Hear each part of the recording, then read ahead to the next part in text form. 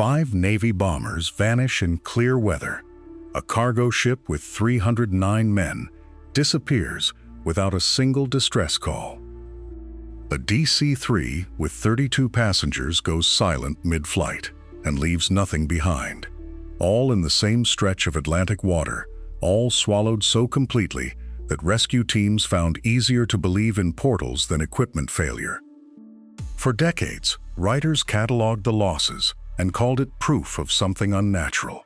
The list grew longer, the stories stranger, until a research librarian named Larry Kusha walked into a Miami library in 1973 and asked to see the original Coast Guard reports. He expected to find mysteries. Instead, he found something that made the mystery collapse. Ships that sank in hurricanes listed as vanished in calm seas. Planes that crashed 800 miles away, filed under Bermuda Triangle losses. Vessels that never existed at all, cited in book after book as evidence. The pattern wasn't in the ocean, it was in the filing cabinets. But to understand what he found, you have to start with the 5 planes that turned a patch of warm water into the most feared square on Earth.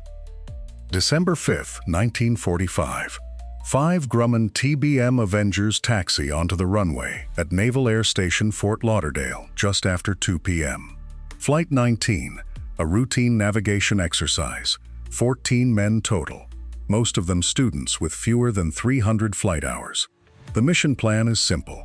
Fly 160 miles east, turn north for 40 miles, then southwest back to base. 2 hours, maybe less. The weather is clear. Visibility stretches for miles. Lead pilot Lieutenant Charles Taylor, an experienced combat veteran with 2,500 hours logged, briefs the formation, and they lift off over the Florida coast. The Atlantic below is flat, almost glassy. For the first 90 minutes, nothing about Flight 19 looks any different from the dozens of training runs that week. At 3:45 p.m., the tower at Fort Lauderdale picks up chatter on the interflight frequency. The student pilots sound confused, asking Taylor to confirm their heading. Taylor's voice cuts through, steady at first, then edged with something the radio men haven't heard from him before. 90 minutes in, the flight leader said something into the radio that no one at the tower could explain. "Both my compasses are out," Taylor radios. "Not malfunctioning. Out." A backup instructor in another Avenger tries to take over navigation, but his compass is spinning too.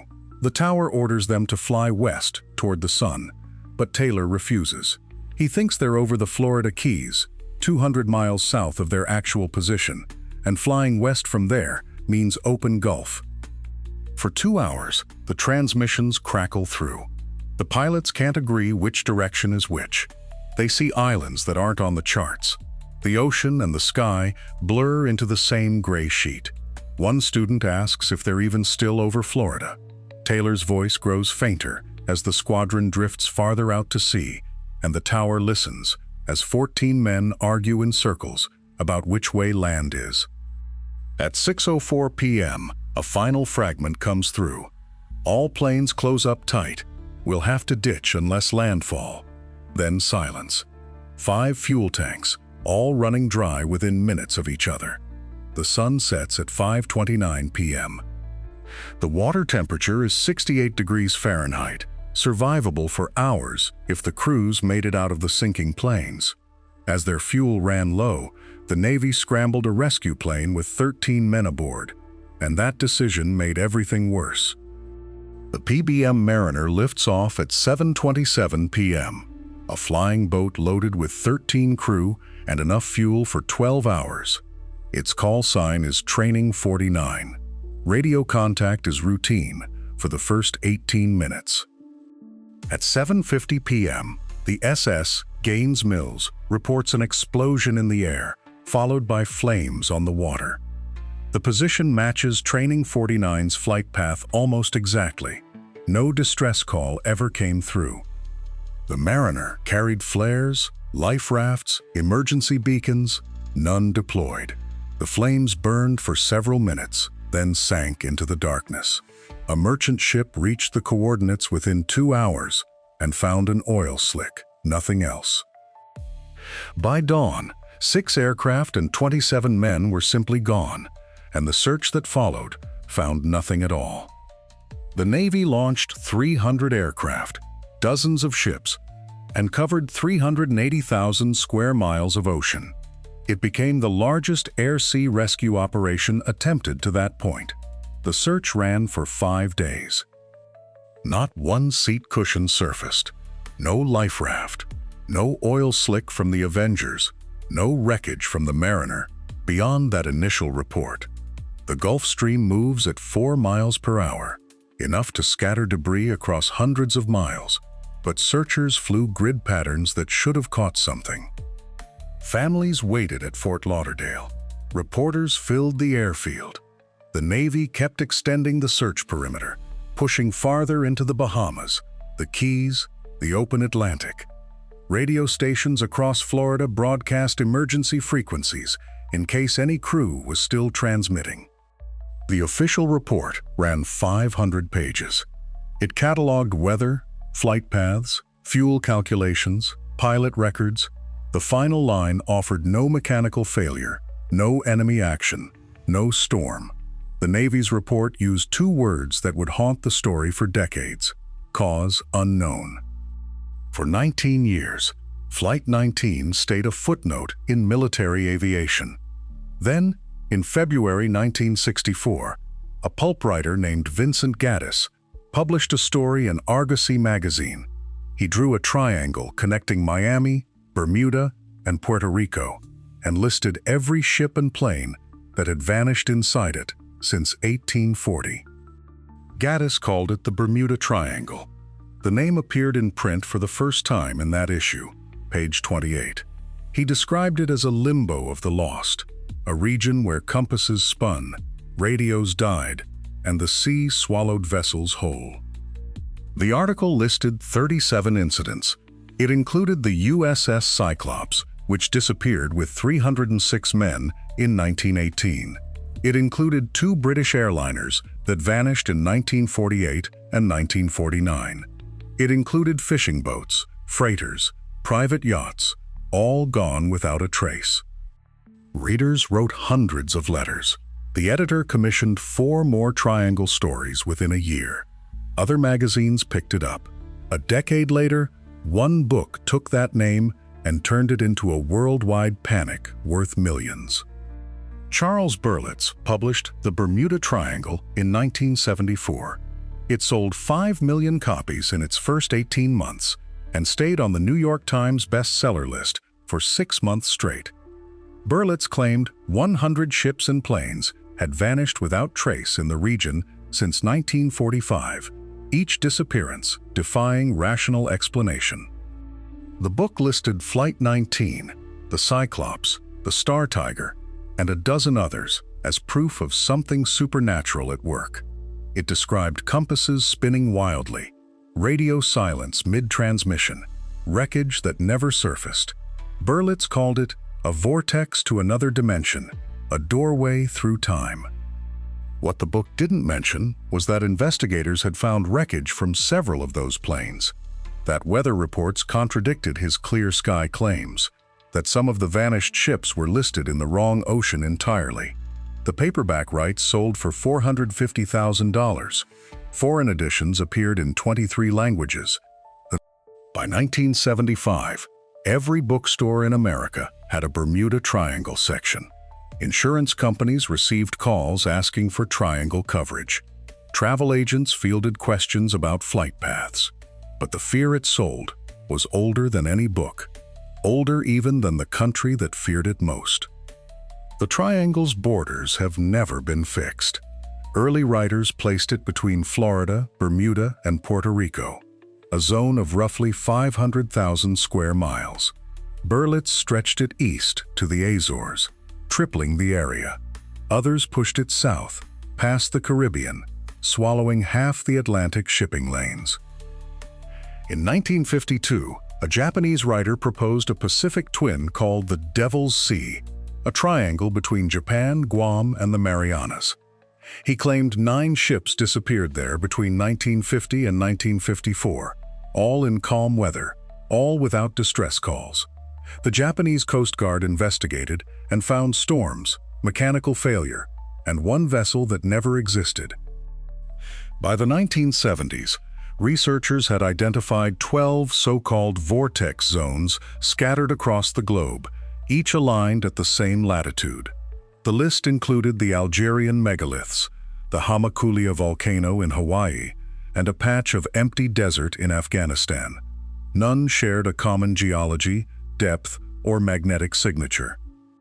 The borders kept shifting because the stories required it. If a plane went down outside the triangle moved to swallow it.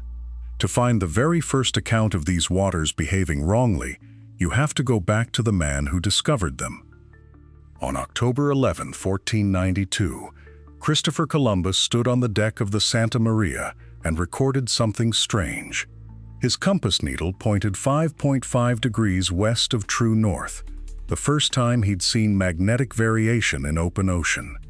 That night, crew members reported lights on the horizon, flickering and rising, though no land was visible. Columbus wrote that the lights appeared twice, each time for a few seconds, white and moving. Some sailors thought it was a signal fire.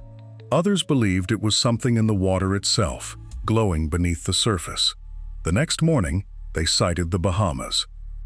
Berlitz cited the log entry as proof the triangle had been active for 500 years. What he left out was that magnetic north shifts over time.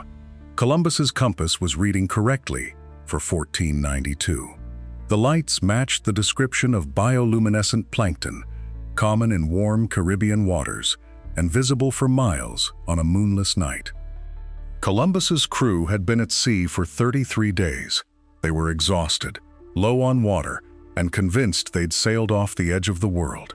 His crew was terrified, and centuries later, a warship carrying 300 men would prove that fear had teeth. March 1918. The USS Cyclops departed Barbados, bound for Baltimore, carrying 306 crew and passengers. She was a Navy collier, 542 feet long, built to haul coal across the Atlantic. The weather was calm, the route familiar. She never arrived. No wreckage washed ashore, no bodies were recovered, no oil slick marked her grave.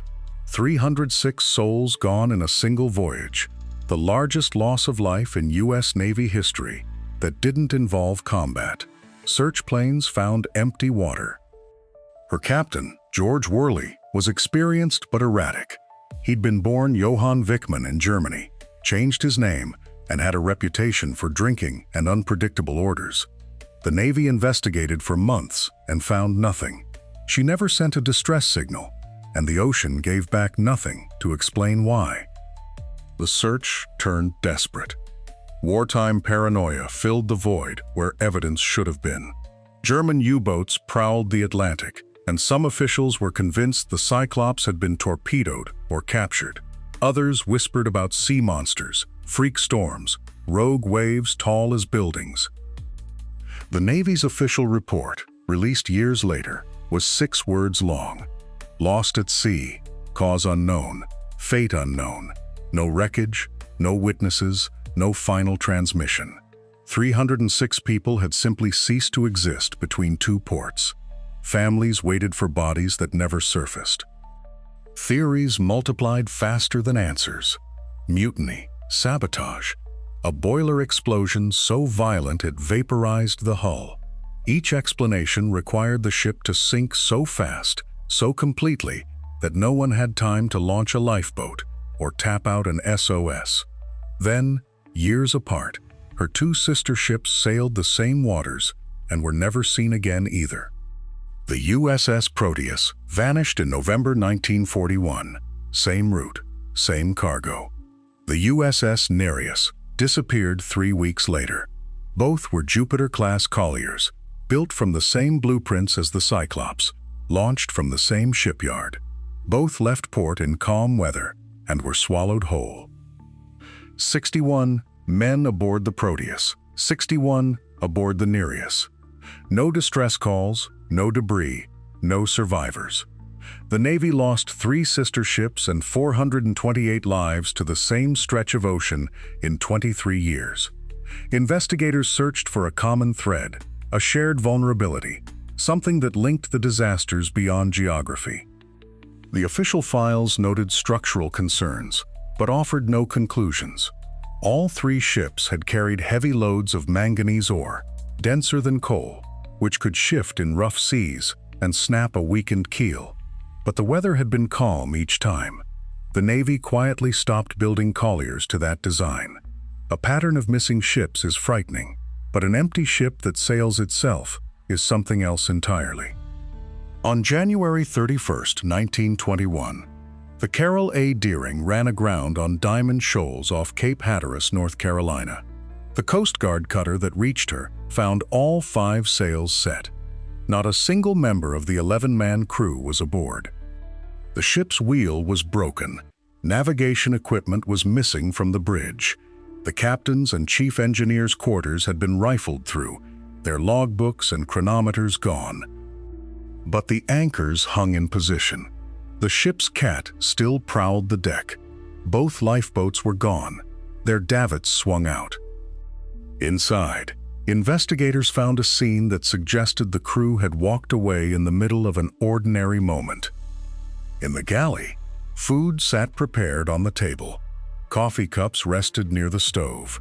Meat still hung in the ship's stores. Every personal belonging that could be carried was gone.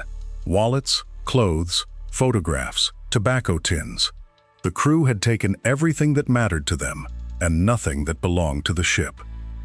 The last sighting had been 2 days earlier near Cape Lookout, where a lightship keeper reported seeing a man on deck waving a red cloth. He'd shouted that the ship had lost both anchors, but no distress signal followed. Federal agents investigated for months, looking at rum runners and even Bolshevik sabotage.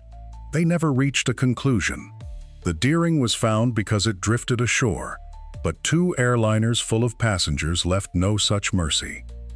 On January 30, 1948, British South American Airways Flight 101, the Star Tiger, carried 25 passengers and 6 crew from the Azores toward Bermuda. Captain Brian McMillan radioed at 3:15 a.m. to report his position 340 miles northeast of Kindley Field. He requested a bearing. Bermuda's tower gave him one, then asked for an updated arrival time. McMillan said he expected to reach the island by 5 a.m. and switched frequencies. The Star Tiger never made contact again. When it failed to land, search planes covered 280,000 square miles over 5 days. They found no oil slicks, no floating debris, no life rafts, no bodies. The aircraft, a 4-engine Avro Tudor IV, had vanished in clear weather less than 2 hours from its destination. The official inquiry admitted defeat, and almost exactly a year later, its sister aircraft repeated the horror. On January 17, 1949, the Star Ariel lifted off from Bermuda, carrying 13 passengers and 7 crew. Captain J.C. McPhee radioed his position at 8:41 a.m., reported excellent visibility, switched frequency to approach Montego Bay, and was never heard from again. The search covered 150,000 square miles. Ships crisscrossed the route for 6 days, while aircraft flew grid patterns at altitudes from 500 to 10,000 feet. They found nothing. Not a seat cushion, not a fuel slick, not a single piece of wreckage floating in calm seas under clear skies. The inquiry couldn't explain it. 2 identical aircraft, 2 identical routes, 2 disappearances with 0 warning and 0 debris. The report documented the facts and stopped short of conclusions because the evidence pointed nowhere. Both planes flew the same doomed corridor, and a 3rd aircraft would fall almost within sight of land. On December 28, 1948, an airborne transport DC-3 carried 29 passengers and 3 crew from San Juan to Miami. Most were heading home after Christmas in Puerto Rico. Captain Robert Lindquist radioed at 4:13 a.m. to report he was 50 miles south of Miami, approaching for landing. The city lights were visible ahead. The weather was clear. The next transmission never came. When the plane failed to land, the Coast Guard launched immediately, searching the exact flight path in daylight within hours. They found nothing in water shallow enough to see the bottom from the air. 32 people, a 64-foot aircraft, and not a single floating fragment. The CAB investigation listed the cause as unknown, noted the proximity to shore, and closed the file after 19 months. It happened so close to safety that people asked how the ocean could hide a plane in shallow water, and the answer starts with a tanker. The Marine Sulphur Queen was a 524-foot tanker carrying 15,260 tons of molten sulfur from Beaumont, Texas to Norfolk, Virginia. On February 2, 1963, the ship radioed a routine position report off the Florida Keys. Then, silence. The Coast Guard found one life jacket floating 140 miles southwest of the last known position. The name stenciled on it matched a crewman's. No other trace of the 39 men aboard ever surfaced. No lifeboat, no oil, no debris field. Nothing from a ship longer than a city block. The official search covered 348,000 square miles over 19 days. Investigators noted the sulfur cargo, the ship's age, the conversion from oil tanker to sulfur carrier. But the file went cold, with 39 families waiting for answers that wouldn't come. One life jacket, one name stenciled across it, and a question that would only get louder with the next disappearance. December 22, 1967. A 23-foot cabin cruiser called the Witchcraft sat about a mile off Miami, close enough that her owner, Dan Burak, had taken a priest out to admire the Christmas lights along the shore. Burak radioed the Coast Guard to report he'd hit something. The hull was damaged, but he wasn't panicking. He just wanted a tow. The Coast Guard says a boat reached the area in roughly 19 minutes. The Witchcraft was gone. No wreckage, no oil slick, no debris field. No two men in a boat built with a flotation hull that was supposed to keep it from ever fully sinking. A weeks-long search over thousands of square miles turned up nothing at all.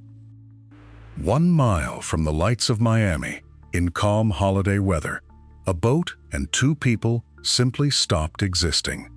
A boat that vanished while still on the phone felt impossible, and so did a legend about a ship that traded its crew for a curse. The story goes back to 1881.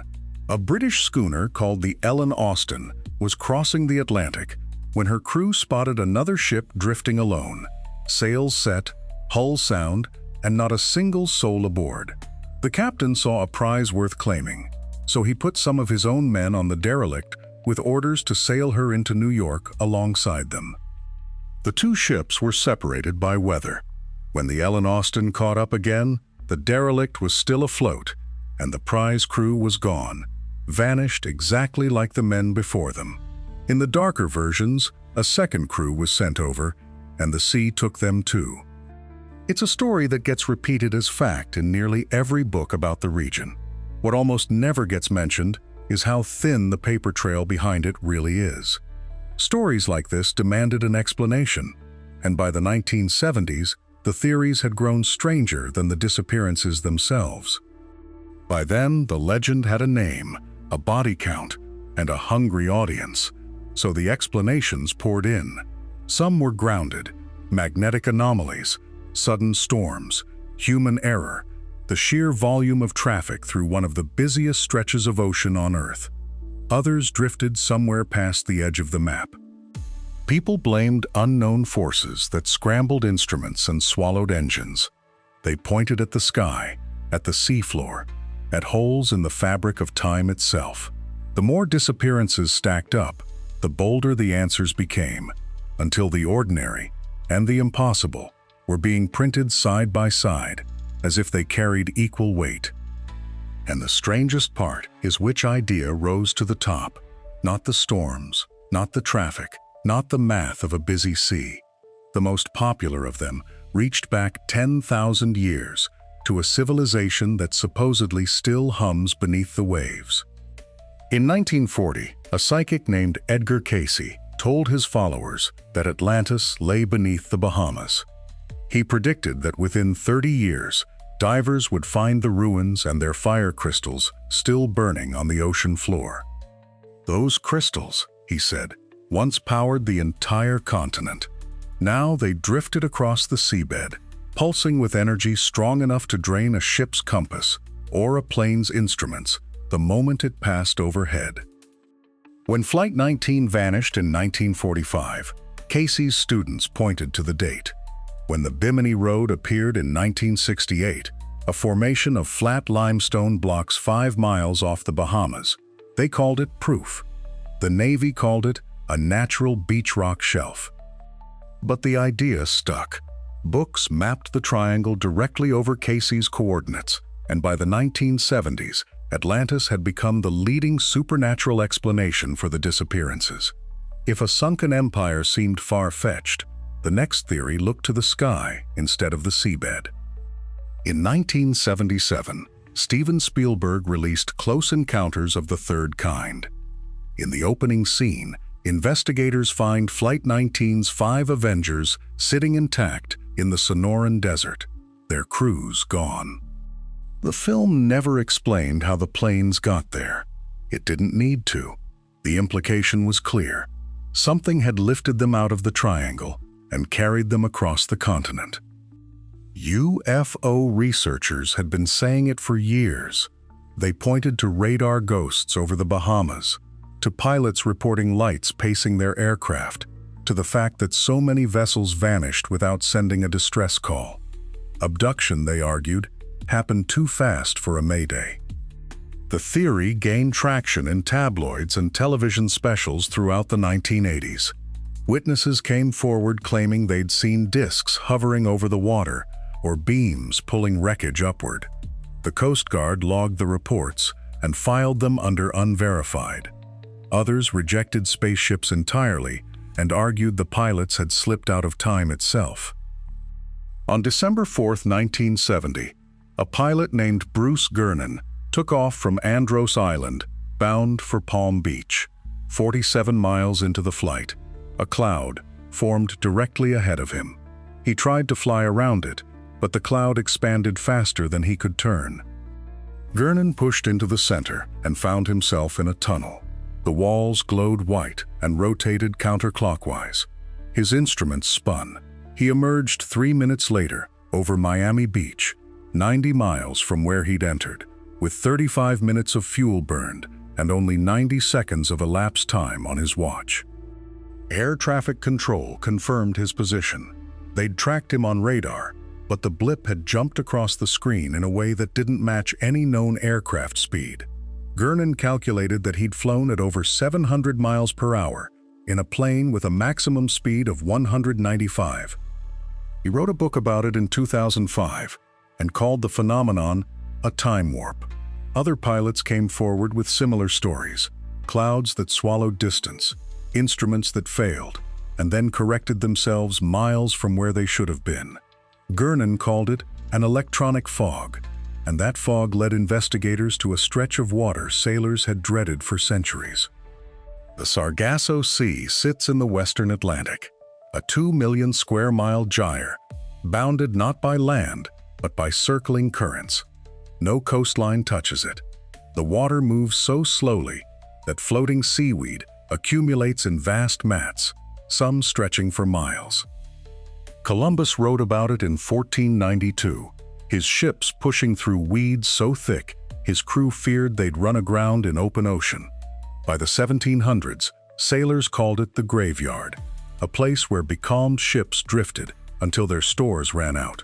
Logbooks described crews that drew lots to see who'd be eaten first.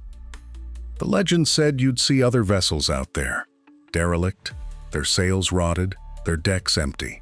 The Mary Celeste was found drifting near its edge in 1872, every soul aboard gone. The weed doesn't trap modern ships, engines push through it easily.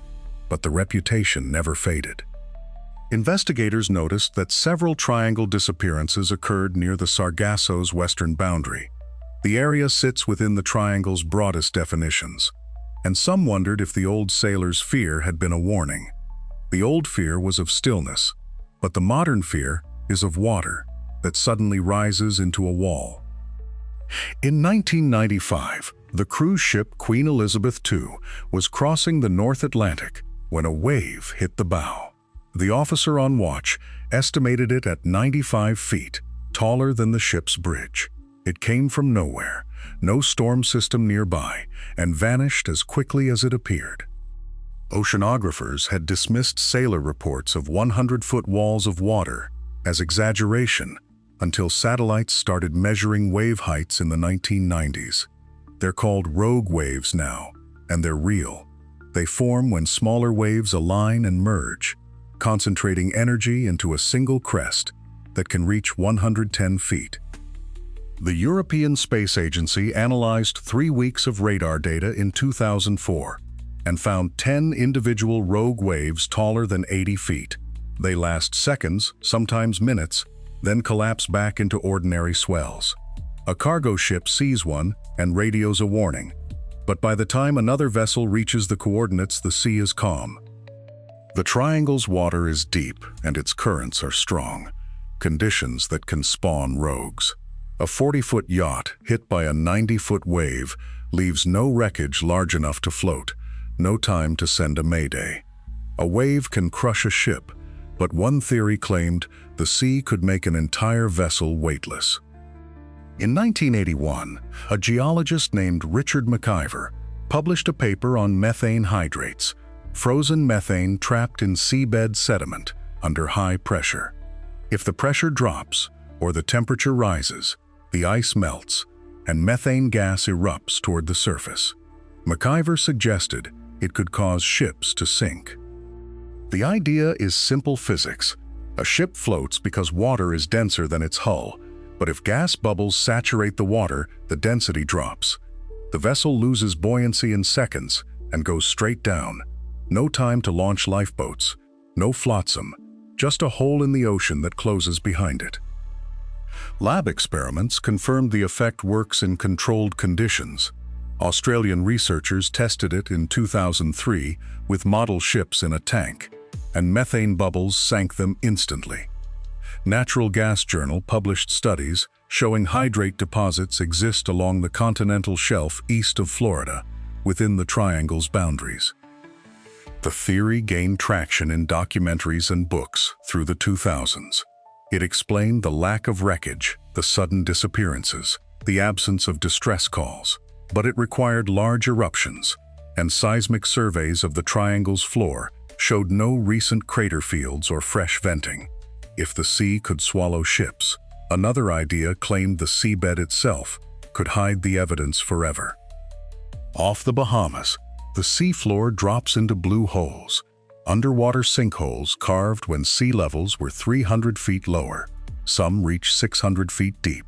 Divers call them cathedrals, vertical shafts rimmed with limestone that swallow light. When tides shift, these holes pull water through at 4 knots, generating vortices strong enough to drag debris downward. A small boat caught in the current wouldn't broadcast a mayday. It would simply spiral into the column and vanish beneath the surface in under 90 seconds. The largest concentration sits east of Andros Island, directly in the shipping lanes where the Cyclops was last tracked in 1918. Salvage teams avoided them. The currents made recovery impossible, and anything that sank there stayed there, wedged in caverns no sonar could penetrate. Below the surface lay traps, but above it, pilots kept insisting the danger was in their instruments. Pilots reported compasses spinning without warning, needles jerking 20 degrees off course, then snapping back. One cited his gyro tumbling mid-flight over Bimini in 1970. Another logged erratic readings 40 miles east of Miami, his backup compass rotating slowly counterclockwise while the primary held steady. The triangle, they said, sat inside one of only 2 places on Earth where true north and magnetic north align, creating a zone of confusion. Navigators who forgot to adjust their headings could drift 15 miles off track in an hour without realizing it. Books printed maps marking the Agonic Line, the strip where compasses theoretically point to both norths at once. It looked authoritative, but the line had drifted west of the triangle by 1905, and by 1975 it ran through the Great Lakes, 1,200 miles away. The compass stories weren't invented, but the true reason behind them is far more ordinary than a spinning needle. In 1970, pilot Bruce Gernon radioed Miami approach over Andros. His instruments had gone dark, altimeter frozen, all three radios crackling static. Outside his windscreen, a gray haze closed in, thick enough to erase the horizon. He described it as a tunnel, walls rotating around him, his airspeed indicator jumping between 90 and 200 knots. When he broke through 47 minutes later, he was over Miami Beach, 34 minutes ahead of schedule. He'd flown 250 miles in the time it should have taken to cover 160. The FAA logged the transmission, but offered no explanation for the time discrepancy or the instrument failure. Other pilots reported the same fog, always moving, always seamless, swallowing radar returns and radio signals together. It didn't behave like weather. It appeared in clear skies, thickened in seconds, and left wings coated in a fine mist that evaporated before landing. Some of that haze, it turned out, wasn't fog at all, but the leading edge of a storm no one saw coming. In 2016, a satellite image caught something strange over the Bahamas. Clouds arranged in perfect hexagons, each roughly 20 to 50 miles across, tiled like honeycombs across the water. Scientists at Colorado State proposed they were microbursts, columns of air dropping at 170 miles per hour, hitting the surface and exploding outward in all directions. The theory was that cold air aloft was sinking through warmer layers, accelerating as it fell, then blasting the ocean hard enough to flip ships or shred wings. The hexagonal shape came from adjacent bursts pushing against each other, carving neat borders where the winds collided. It looked tidy on a diagram, and the wind speeds were real. Meteorologists pointed out the clouds weren't unique to the triangle. They appear over the North Sea, the Southern Ocean, anywhere convection meets shear. The satellite caught them because satellites finally could, not because the phenomenon was new. But the image went viral, and for a few months, every disappearance had an air bomb to blame. The cloud theory was disputed, but no one disputes what the weather in this region can actually do. The triangle sits where the Gulf Stream drags warm water north into cooler Atlantic air.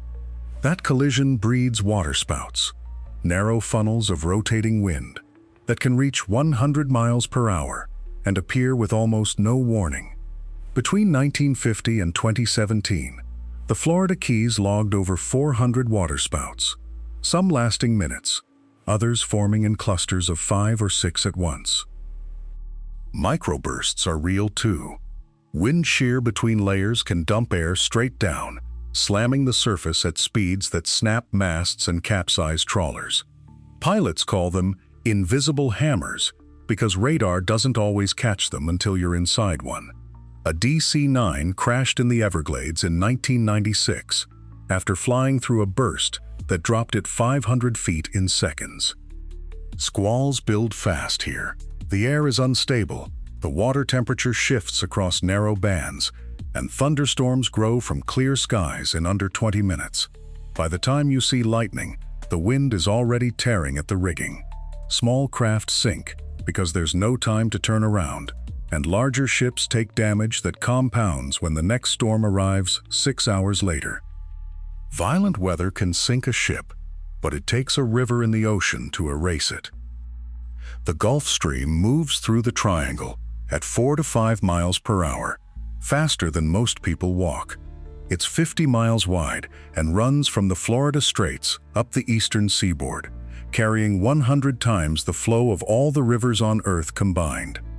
Anything that sinks into it, Wreckage, bodies, debris doesn't stay where it fell. A ship goes down off Bimini, and within 24 hours the current has moved the oil slick 100 miles north. Search grids are plotted from the last known position, but the pieces are already in a different grid, drifting farther every hour. By the time rescue planes arrive, the surface is clean. No floating wood, no life vests, no trace that anything was ever there.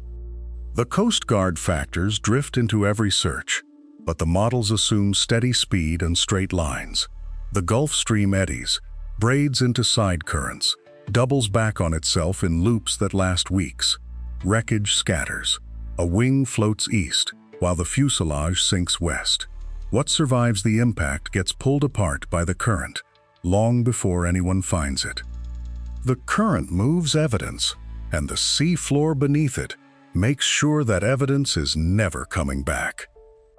The Puerto Rico Trench drops 27,493 feet below the surface, the deepest point in the Atlantic. Within the triangle's borders, the continental shelf fractures into canyons and trenches where sunlight dies at 656 feet and pressure climbs to 1,000 pounds per square inch. In 1963, when the USS Thresher submarine imploded at 2,400 feet, it took the Navy 5 months just to photograph the debris field. Commercial aircraft wreckage falling into these zones landed in places no salvage equipment of the era could reach. The bathyscaphe Trieste had proven humans could descend to extreme depths, but mapping and recovering objects scattered across miles of trench floor remained impossible. A DC-3 breaking apart on impact spreads wreckage over half a mile. In 6,000 feet of water, that wreckage sits in permanent darkness, buried under silt or wedged into rock formations no camera will ever see. Ships that sank in the 1800s are still down there, untouched, because the technology to find them didn't exist until satellites and sonar mapping arrived decades later. With so much water hiding so much, the real question became, how many ships actually go missing here at all? The documentaries repeated the same claim. Over 50 ships and 20 aircraft vanished without a trace in the Bermuda Triangle during the 20th century, rates far higher than anywhere else on Earth. But those numbers never came with a list. No names, no dates, no registry numbers to verify. Charles Berlitz's 1974 bestseller cited dozens of disappearances, but offered almost no archival sources, just retellings of retellings. Vincent Gaddis, who coined the term Bermuda Triangle in 1964, pulled case files from magazines and newspapers, not Coast Guard incident reports. The figure of 50-plus vanished vessels appeared in article after article, always without attribution, always assumed to be verified. Writers copied each other's work, and each retelling added a little more drama, a few more missing souls. The legend grew, not because new ships kept disappearing, but because the same old disappearances kept getting recycled with new details attached. Everyone had trusted those figures for years, until one man decided to open the original files himself. Larry Couchet was a reference librarian at Arizona State University, with a pilot's license and a habit of checking sources.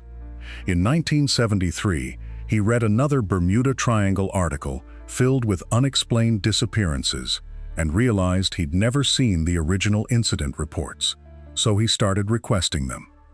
Coast Guard archives, Navy records, Lloyd's of London casualty lists, newspaper morgues, weather data from the National Oceanic and Atmospheric Administration. Case by case, he pulled the primary documents for every famous vanishing. Flight 19, the USS Cyclops, the Marine Sulphur Queen, the freighter that supposedly radioed about strange lights before going silent. He filled note cards with dates, coordinates, weather conditions, last known positions. He cross-referenced witness testimony against meteorological records. He tracked down survivors, families, insurance claims. For 2 years, Couchet built a database of what actually happened, not what the books claimed happened. What he found in those records didn't just weaken the legend, it explained why the deaths kept happening. His rule was simple: ignore the books, ignore the retellings, and go back to the day it happened. For every case, he pulled the original newspaper reports, the government inquiry findings, and the weather observations, logged in that exact patch of ocean. He wasn't looking for ghosts or portals. He was looking for the gap between what got printed in 1974 and what got recorded when the search was still underway. And the gap, over and over, was enormous. Storms vanished from the story. Wreckage that had been found got described as never found. Ships that sank hundreds of miles away got relocated into the triangle by writers who never checked a map. One force kept surfacing in those raw records, quiet and consistent, hiding under every dramatic headline. He began with the most famous case of all, and the truth about Flight 19 was hiding in its own transcript. 5 Avenger torpedo bombers, 14 men, a routine training run out of Fort Lauderdale on December 5, 1945. The radio log tells the story the legend skips. Lieutenant Charles Taylor, the flight leader, became convinced his compasses had failed and that he was over the Florida Keys. He wasn't. He was east, over the Atlantic. His own trainees keyed their mics and argued the other way. If we just flew west, one said, we'd get home. Taylor kept them turning northeast, deeper into open water, chasing land that was behind them. For hours, the formation zigzagged as fuel drained toward nothing. The last transmissions came after dark, with the planes low on gas over water they couldn't see. They ditched somewhere in the Black Atlantic, and no one has ever found them. A single wrong turn explained the crash, but the sea state that night explained why they were never found. Pull the weather records for that evening, and the picture turns brutal. The afternoon had been fine, but by the time Flight 19 was lost, conditions off Florida were deteriorating fast. Seas were running rough, winds were building, and the swells were reported near 50 feet in the search zone. Picture ditching a heavy Avenger onto that at night. Engines dead, no horizon. Even a clean landing on water becomes a violent one.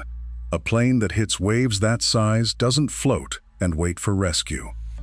It breaks up and sinks in minutes, and any crew that survives the impact is alone in freezing, heaving dark. That's why searchers found nothing the next day. The ocean had already scattered and swallowed whatever was left. The legend keeps the calm afternoon and quietly drops the storm that came after. The training flight was doomed by weather, and the rescue plane was doomed by something it was already famous for. The PBM Mariner had a nickname among the crews who flew it. They called it the flying gas tank. Fuel vapor pooled in its wing compartments during flight, and a single spark could turn the entire aircraft into a fireball. On the night Flight 19 disappeared, the SS Gaines Mills was steaming through those same waters. At 7:50 p.m., crew members spotted an explosion in the sky. They reported flames on the ocean surface that burned for several minutes, then went dark. The position matched the Mariner's last known coordinates. 13 men were aboard the rescue plane. No wreckage was ever recovered, but vapor ignition in a PBM was common enough that the Navy had issued multiple safety bulletins about it. The rescue plane exploded, and once you know that, the great warship starts to make sense too. The USS Cyclops vanished in March 1918 with 306 souls aboard. The story usually stops there, as if the ship simply blinked out of reality. But the Cyclops was carrying 11,000 tons of manganese ore, well beyond her safe capacity. Her sister ships, built to the same design, both broke apart and sank under similar loads. One of the Cyclops' 2 engines had cracked weeks earlier and been shut down. She was running on half power through a stretch of ocean where a violent storm passed the day she disappeared. The Navy's official inquiry noted structural strain, the overload, and the weather, but none of that made it into the legend. The ship had no radio powerful enough to call for help in open water. When she went down silently, and the ocean is 3 miles deep along that route. Wreckage could be scattered across 50 square miles of seafloor and never seen again. One overloaded ship in a storm is a tragedy, but the legend was built on ships that were never even here. In 1975, librarian Lawrence Couchet went back to the original records for every Bermuda Triangle case. What he found was geography stretched to the breaking point. The freighter Aztec, listed as a triangle loss, sank off the coast of Virginia, 400 miles north. The Stavanger vanished in the Pacific. The Freya disappeared near Mexico's west coast, 2,000 miles away. The Japanese cargo ship Raifuku Maru, often included in triangle lists, radioed for help in 1925. Her final position was in the North Atlantic, closer to Boston than to Bermuda. The Spiske kept adding cases, even when the ships went down in completely different oceans. Some authors redrew the triangle's borders to capture more incidents. Others simply ignored the coordinates. The myth needed volume, and if a vessel sank anywhere in the Atlantic, or even beyond it, the list grew longer. The zone became whatever shape the story required. Wrong locations were bad enough, but the storms deleted from these accounts were worse. In 1948, Charles Berlitz wrote that the SS Marine Sulphur Queen vanished in calm seas under a cloudless sky. Coast Guard records logged 40 miles per hour winds and 8-foot swells the day she disappeared. In 1950, Vincent Gaddis described Flight 19 departing into perfect conditions. Navy weather logs for December 5, 1945, show a sudden cold front, deteriorating visibility, and 50-knot gusts over the search area. The pattern repeated across dozens of cases. Books stripped hurricanes from the narrative, turned squalls into gentle breezes, erased fog banks that reduced visibility to zero. The Sandra went down in Hurricane Inga.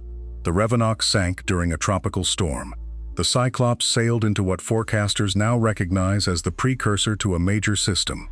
None of that weather made it into the bestsellers. Authors had the records. They had access to Coast Guard files, Navy logs, Weather Bureau archives. They chose which details survived and which didn't. A sinking in a hurricane is tragedy.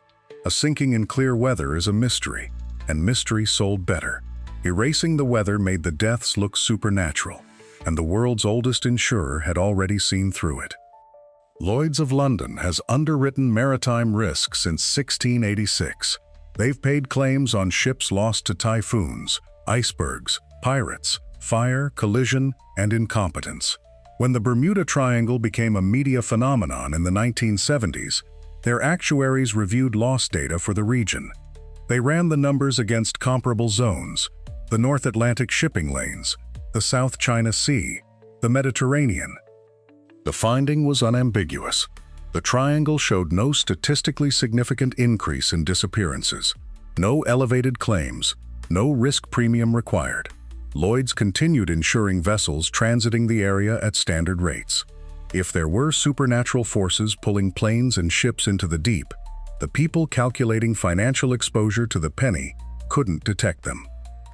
Insurance underwriters don't deal in folklore.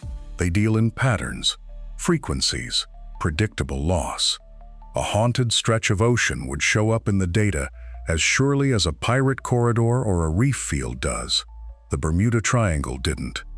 It looked like every other patch of water with heavy traffic, volatile weather, and the occasional navigational error. If the world's insurers weren't worried, the people who actually pull bodies from this water had every reason to be. The U.S. Coast Guard has responded to distress calls in the Triangle for over a century. They've recovered wreckage, interviewed survivors, reconstructed what went wrong. In 1964, they issued a formal statement.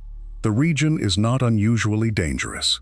In 1975, after another wave of sensational books, they clarified, losses in the area result from physical forces, not paranormal ones. Their incident reports named the causes plainly: sudden squalls capsizing small craft, navigational errors in poor visibility, structural failures in aging vessels, fuel miscalculations, rogue waves, equipment malfunctions compounded by bad weather, pilot disorientation in instrument conditions. Each case had a clear, mechanical explanation rooted in the physics of water, wind, and human judgment under stress. The Coast Guard didn't deny that ships and planes went down. They denied the mystery. The same forces that sink vessels off Cape Hatteras, in the Great Lakes, along the Alaskan coast, operate here. The difference is volume and geography. More traffic means more opportunities for disaster. More open water means fewer chances for rescue. They named the culprits plainly, and when you put those culprits together, the real killer finally comes into focus. The Gulf Stream flows through this region at speeds up to 5.6 miles per hour, strong enough to push a disabled vessel 100 miles off course in a single day. The water here is among the deepest in the Atlantic, 19,000 feet in the Puerto Rico Trench, which means wreckage sinks beyond recovery, and bodies are never found. Tropical storms form in these latitudes more than anywhere else in the Western Hemisphere, 6 named storms per year on average, and they intensify fast. The currents, the depth, the storms, they don't need to work alone. A ship caught in the stream during a squall drifts into deeper water while taking on flooding. By the time the weather clears, there's nothing left on the surface, and no search grid accurate enough to find the wreck. The Gulf Stream has already carried the debris field 50 miles from the last known position. It starts with the simple fact that this is one of the most crowded stretches of water on the planet. More than 100,000 commercial vessels transit the triangle annually, along with cruise ships carrying 6 million passengers, private yachts, fishing boats, and cargo freighters moving between the eastern seaboard, the Caribbean, and South America. Flight routes between the US and Latin America cross this airspace every 11 minutes during peak hours. The raw volume means that even a low accident rate produces a steady count of missing vessels. A 0.01% incident rate across 100,000 transits still yields 10 disappearances per year, and that's before weather enters the equation. The triangle isn't dangerous because it's cursed. It's dangerous because it's a highway, and highways see crashes. The difference is that when a plane goes down over open ocean 200 miles from land, there's no guardrail, no shoulder, no wreckage visible from the road. More traffic means more accidents, and this water hands those travelers a compass that lies to them. The agonic line is the place on Earth where magnetic north and true north align perfectly, where a compass needle points to both at once. For decades, that line ran directly through the Bermuda Triangle. West of the line, compasses point east of true north. East of the line, they point west. But along the line itself, there's no correction to make. A pilot trained to adjust for magnetic variation suddenly doesn't need to, and if they apply the usual correction out of habit, they're now flying several degrees off course without realizing it. The agonic line has since drifted west into the Gulf of Mexico due to shifts in Earth's magnetic field, but during the peak years of triangle disappearances, it bisected the region. Navigators who didn't know they'd crossed it, or who miscalculated which side they were on, could be 20 miles off their plotted position within an hour. A pilot who trusts a lying compass into a sudden storm has already lost, and the storms here are like nowhere else. The Gulf Stream runs through the triangle at 5 miles per hour, carrying warm water north, while cold currents push south from the Arctic. Where they meet, the temperature gradient can shift 10 degrees Fahrenheit in less than a mile. These boundaries spawn waterspouts with almost no warning, vertical funnels that can lift a 40-foot yacht and drop it inverted. The seafloor here is a nightmare of topology. Shallow banks barely 20 feet deep drop into trenches exceeding 27,000 feet within 2 miles. When waves cross from deep to shallow water, they compress and steepen.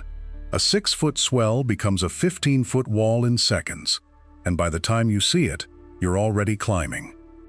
The region sits directly in the path of Atlantic hurricanes and the breeding ground for tropical depressions that intensify without prediction. Between June and November, a calm morning can turn into 60-knot winds by afternoon.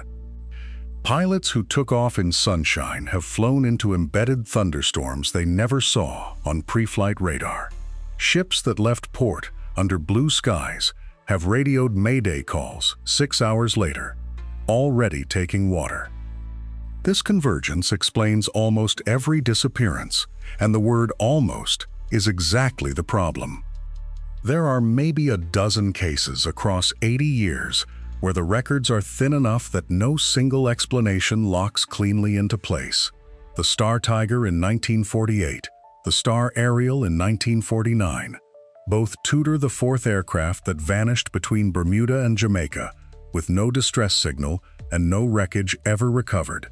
The DC-3 in 1948, carrying 32 people, last heard from 50 miles south of Miami, gone without a trace. Investigators proposed fuel starvation, structural failure, rapid decompression. Each theory fits some evidence and leaves other details hanging. The files remain open, not because the triangle swallowed them, but because the documentation from 1948 is incomplete and the ocean is 3 miles deep. You can't conclusively solve a case when the primary evidence is lying in silt under pressure that would crush a car. These gaps are real, but they're not supernatural. They're the same gaps that exist in aviation incidents over the Sahara, in shipwrecks off the Aleutians, in any place where the environment is hostile and the search area is vast. The triangle's unsolved cases represent less than 2% of the total losses attributed to it. The other 98% have explanations that hold up under scrutiny. A few unsolved cases shouldn't sustain a global legend, so the better question is why the legend refuses to die. The Bermuda Triangle has been publicly debunked since 1975, when librarian Larry Couchet published The Bermuda Triangle Mystery Solved and methodically dismantled every famous case. He showed that the Cyclops never sent an SOS because it sank in a storm the authors ignored. He proved Flight 19 was lost due to Taylor's navigational errors and confirmation bias, not magnetic anomalies. Journalists, scientists, and the Coast Guard have repeated these findings for 50 years. And yet the legend grows. New documentaries air every year. TikTok videos racking up millions of views still call it a vortex, a wormhole, an alien fishing ground. The myth persists because humans are wired to see patterns in randomness and meaning in coincidence. A cluster of disappearances in a heavily trafficked area feels intentional, like the ocean is choosing its victims. The truth, that weather and human error are boring and random, doesn't satisfy the part of our brain that evolved to detect predators in the dark. We also love stories where the world is stranger than it seems, where there's something just beyond the edge of the map. The Triangle offers that feeling without requiring you to believe in anything too absurd. It's not Bigfoot or UFOs. It's just water, which makes it plausible enough to half believe and thrilling enough to share. The debunking never reaches as far as the myth, because mystery travels faster than correction, and correction doesn't get clicks. Part of the answer is that fear, packaged correctly, has always been extraordinarily profitable. Charles Berlitz's 1974 book sold 20 million copies in 30 languages. It spawned documentaries on History Channel, Discovery, National Geographic. Each one recycled Flight 19, the Mary Celeste, the USS Cyclops. Each one ignored the weather reports, the known mechanical failures, the fact that half the ships were never in the Triangle at all. A 2005 Sci-Fi Channel special called it the deadliest place on Earth. and interviewed no meteorologists. A 2016 documentary blamed methane bubbles, despite NOAA saying the theory had been tested and dismissed in the 90s. The budget for these productions runs into millions. The budget for fact-checking runs closer to zero. Mystery generates revenue. Accuracy generates nothing. So the same debunked incidents get repackaged every 3 to 5 years with new graphics and a fresh narrator. And nobody mentions that Lloyd's of London stopped considering it unusual in 1975. The industry needs fresh victims, and in 2015, the ocean delivered one the whole world watched drown. A Piper PA-46 vanished between Puerto Rico and Florida in 2017. Headlines called it another Bermuda Triangle mystery, even though the pilot had radioed about engine trouble 37 minutes before contact was lost. In 2019, a small plane disappeared near Eleuthera. Media coverage mentioned the triangle in the first paragraph. The NTSB report mentioned fuel exhaustion. A fishing boat went down off Bimini in 2020. Bermuda Triangle claims 3 more ran on 6 news sites before the Coast Guard confirmed the hull had cracked in 8-foot seas. These aren't mysteries. They're accidents in a heavily trafficked area being rebranded for an audience that clicks on fear. But the pattern is always the same. A vessel is lost. Investigators find a cause. The cause is boring. The triangle is not. So the triangle gets the headline, and the cause gets buried in paragraph 11, and by the time the final report comes out, nobody's paying attention anymore. The clearest example was a modern cargo ship that sailed straight into a monster with its captain fully aware. El Faro was a 790-foot cargo ship carrying containers and cars from Jacksonville to Puerto Rico.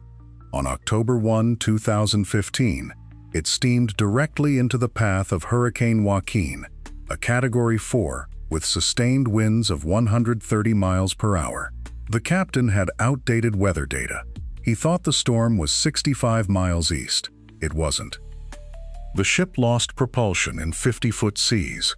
Water flooded the hold. The crew sent a distress call at 7:20 a.m., saying they had a list and had lost the main engine. 40 minutes later, El Faro sank, with all 33 aboard. The NTSB found the wreck at 15,000 feet. They recovered the voyage data recorder, intact. The black box contained the final hours, the captain's voice, the engineers trying to restart the engine, the exact moment they knew it was over. The NTSB issued a 300-page report concluding that outdated forecasting technology, poor decision-making, and a known vulnerability in the hull hatches caused the loss. We recovered its voice recorder from 15,000 feet down, and it still got filed under the mystery. Between 2005 and 2022, 17 small aircraft went down in Triangle waters. Most were single-engine Cessnas, piloted by recreational flyers, many on routes between Florida and the Bahamas. The average wreckage depth was 11,000 feet. In 2017, a Cessna 206 departed Fort Lauderdale with 3 passengers and vanished 40 miles offshore. Weather was clear. The pilot had logged 487 hours. Search teams found debris 6 days later, scattered across 2 square miles of ocean floor. The NTSB report cited fuel miscalculation and spatial disorientation. No mechanical failure, no distress call, no anomaly. Just a pilot who misjudged his range over open water and went down when the engine quit. The wreckage looked like every other light aircraft crash. These crashes rarely make the legend because their causes are boring, and boring is precisely the point. In 2019, a 41-foot sailboat left Nassau bound for Miami with 2 experienced sailors aboard. They'd made the crossing 8 times before. A squall line formed 70 miles out. Wind gusts hit 55 knots, and they stopped responding to radio checks. The Coast Guard found the hull capsized 14 hours later. The bilge pump had failed. Both sailors were wearing life jackets, and neither had activated their emergency beacon until the boat was already taking water. The forecast had been available 12 hours before departure. Investigators reconstructed the timeline. They'd seen the weather, gambled on outrunning it, and lost. The same pattern appears in 60% of recreational vessel losses in these waters. Pilots file flight plans in marginal conditions. Sailors ignore small craft advisories. Boaters push fuel reserves. The same mistakes repeat because people trust the sea, and the modern numbers reveal exactly how misplaced that trust is. The Coast Guard tracks every incident in a 500,000 square mile grid covering the triangle. Between 2010 and 2023, the loss rate was 0.09 per 100,000 vessel transits. The North Atlantic shipping lane off Newfoundland runs 0.11. The English Channel sits at 0.13. Weather accounts for 41% of incidents, human error for 38%, mechanical failure for 16%. The rest are classified as undetermined, but that category includes cases where wreckage was never recovered and cause remains genuinely unknown, not mysteriously unknown. The Triangle sees roughly 50,000 ship transits and 6,000 flights per month. It's one of the busiest maritime zones on Earth, crossing paths with the Gulf Stream, sitting beneath hurricane alleys, and hosting water temperatures that shift 15 degrees in 20 miles. Statistically, it kills at the rate you'd expect. The numbers strip away the supernatural, but they leave behind a danger that is somehow more unsettling. The Triangle doesn't need a curse. It has weather systems that collide without warning, underwater topography that hides wreckage in trenches 6 miles deep, and shipping lanes that funnel thousands of vessels through the same narrow corridors where storms build fastest. Rogue waves crest at 80 feet with no forecast. Microbursts shear winds from 5 knots to 70 in under 90 seconds. The Gulf Stream moves wreckage 40 miles in a day, scattering debris fields before search crews even launch. Pilots still misjudge fuel over open water. Captains still ignore small craft advisories. Compasses still swing near magnetic anomalies that shift year to year. These aren't mysteries, they're mistakes, and the ocean doesn't forgive them. The Triangle kills the way every ocean kills, through indifference and physics. An indifferent ocean is scarier than a haunted one, especially when it keeps some of its victims forever. Of the 75-plus aircraft lost in the region since 1945, 22 were never found. Not a wing panel, not a fuel slick, not a life vest. The families filed missing person reports that stayed open for decades, updated every few years, when someone thought they saw something on sonar that turned out to be a shipping container or a coral ridge. El Faro's black box took 5 years to recover from 15,000 feet. Flight 19's 5 Avengers are still down there somewhere, maybe in the tongue of the ocean, maybe scattered across 3 different debris fields, the currents carved apart in 1945. The Coast Guard closed the case in 1991. The families never did. The ocean doesn't hold funerals. It doesn't return the dead on a schedule you can plan around. It just keeps them, suspended in cold and dark and pressure, while the people left behind build monuments to names they'll never bury. Maybe the legend endured because a monster is easier to accept than an ocean that simply doesn't care. Humans don't do well with randomness. We need patterns, causes, someone or something to blame when the people we love vanish without explanation. A mechanical failure at 2,000 feet is unbearable. A vortex, a time warp, an alien abduction, those give the loss a shape we can hold. The Bermuda Triangle gave us a villain. Not negligence, not bad weather, not the statistical inevitability of loss across millions of nautical miles, but a zone with intent, a place that chose its victims. That story let families believe their loved ones didn't just drown in the dark. It let them imagine something bigger was at work. The myth grew because grief needed it to. Every unexplained sinking fed the legend, and the legend fed the search for meaning in the chaos. Books sold millions, documentaries ran for decades. The triangle became a container for every fear we couldn't name and every answer we couldn't find. That need to name the darkness is exactly what turned 5 lost planes into a legend that outlived everyone who searched for them. So here's the answer the title promised. People keep dying in the Bermuda Triangle for the same reasons they die everywhere else on the ocean, just concentrated in one busy stretch of water. The Gulf Stream can move 5 miles per hour and swallow debris before searchers arrive.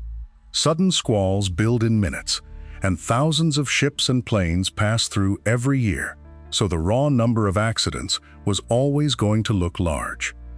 Add human error, dead batteries, wrong headings, panic in the dark, and you've explained nearly every case we've walked through.